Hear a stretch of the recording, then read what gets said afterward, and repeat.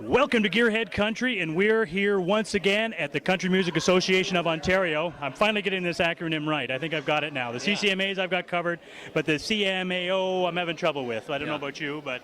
I am, but I finally got it. Okay. I got it tonight. And this is none other than the real Deric Ruttan. I know we've had Deric Ruttan. Yeah, we've had him on Gearhead Country, but via audio only. Now we've got Deric Ruttan live in person here. How are you doing, my friend? I'm doing good. Ian, how are you, man? I'm doing well. Good.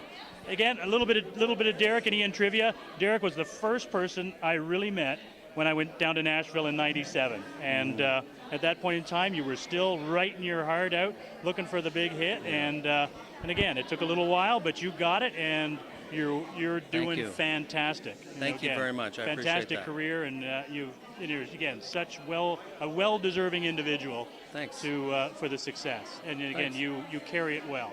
Oh, thank you. Well, so now.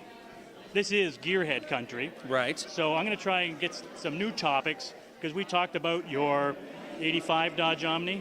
Yep. Was it of 85? 87. 87. It was burgundy. It was. I remember. So Yeah. We know about those Deric Ruttan facts, but I want to talk to some of the other stuff. We touched on some stuff earlier. We were talking about one of my favorite songs, and Main Street 1979. Yeah. You know, great song.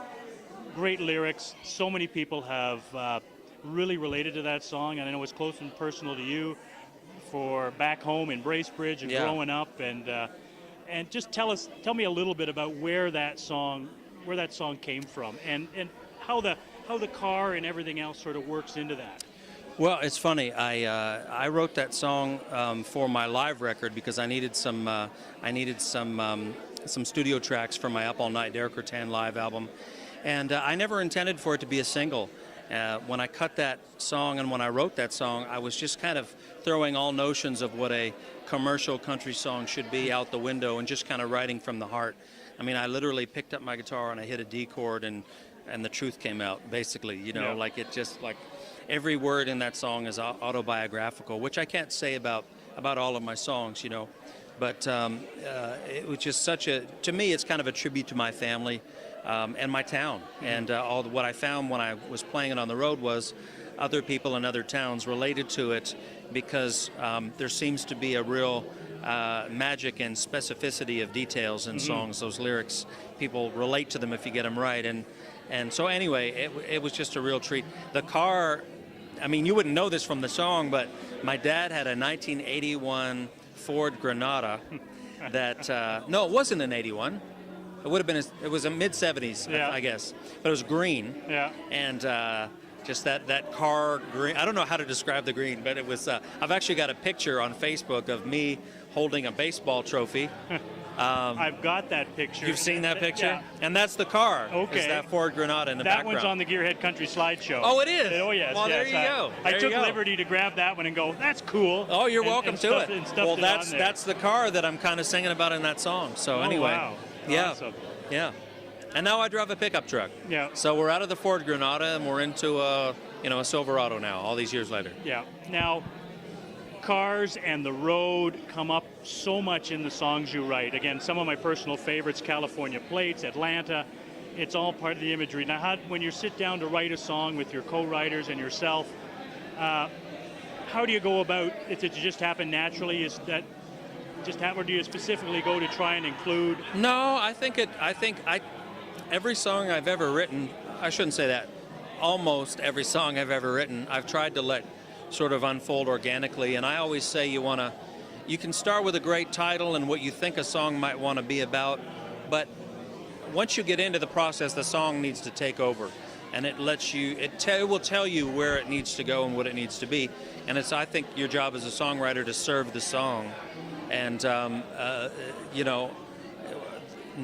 sometimes cars just have to be in them, and trucks. It's country music. Yeah. And so that's not something I do on purpose.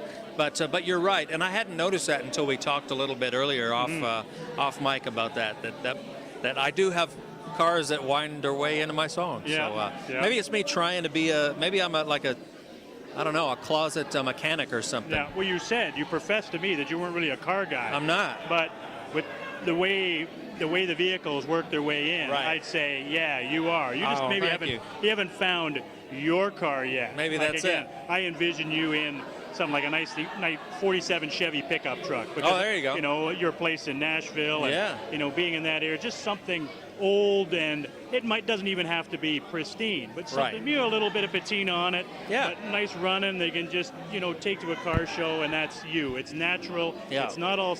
You're not all shiny and flashy. You are who That you is are. true. That's, you know. Yeah. So if you were to come back for another life, and come back as a vehicle, what do you think that vehicle would be? Did I just answer that question? You might have just answered that question. Way to feed me that. I appreciate that. I'd definitely be a pickup truck. I've all growing up, I wanted a pickup truck, and then when I first moved to Nashville, I had one. I have another one now, and I don't know. You know what? I learned to drive stick shift on my dad's. He had a Ford F-150. I think it was an '84 or '85, and it was red. I think that's just cool to me. I think because I attached that period in my life to that vehicle. So beautiful. Yeah. Thank you. Well, I know they want to get some more. Again, congratulations on your Thanks, award Ian. tonight. Thank They you. want to get some photos of you, so Yeah. we're going to let that go. We're going to get our coveralls on, our tools out, and get back to some more Gearhead country.